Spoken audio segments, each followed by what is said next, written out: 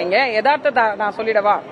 இன்றைக்கு தமிழ்நாட்டினுடைய இளைஞர்கள் இளம்பெண்கள் அதிகப்படியாக டிவிக்கு பக்கம் இருக்கிறதா இருந்திருந்தது முழுமையா அப்படின்னு சொன்னீங்கன்னா 50 விழுக்காட்டுக்கு மேல டிவிக்கே பெற்று சதவீதத்தை பெற்று ஆட்சி அமைச்சிருக்கணும், பெரும்பான்மையில ஆட்சி அமைச்சிருக்கணும். அப்படி ஒரு சூழ்நிலை இல்ல. நீங்க திமுகவும் அதிமுகவும் வாங்கியிருக்கிற வாக்கு வித்தியாசத்தை நீங்க பாத்தீங்க அப்படின்னா இவங்க வெறும் 35 வாங்கியிருக்காங்க, அவங்க 45க்கு மேல, அதாவது நான் கூட்டணி கட்சி இல்லாம சொல்றேன், 45க்கு மேல வாங்கியிருக்காங்க.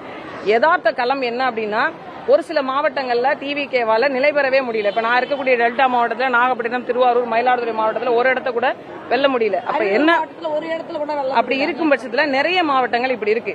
இதுல இளைஞர்கள் அங்க இல்லாம இருந்துட்டாங்கன்னு சொல்ல வரீங்களா? அப்படி இல்ல. அங்க இருக்கக்கூடிய களம், யதார்த்தம், அரசியல் புரிதல், இது எல்லாத்தையுமே கணக்கிட்டு தான் நம்ம சொல்ல முடியும். இன்னைக்கு சென்னையில் இருக்கவங்க பல பேர் பல தொகுதிகளில் அவங்க வரணும் அப்படின்னு இளைஞர்கள்லாம் சேர்ந்து ஓட்டு போட்டிருக்காங்க. இன்னைக்கு அதே இளைஞர்கள் இன்ஸ்டாகிராம்ல எங்களுக்கு மின்சார தட்டுப்பாடு இருக்கு, பெண்களுக்கு பிரச்சனைகள் இருக்குன்னு பேசுறாங்களா இல்லையா?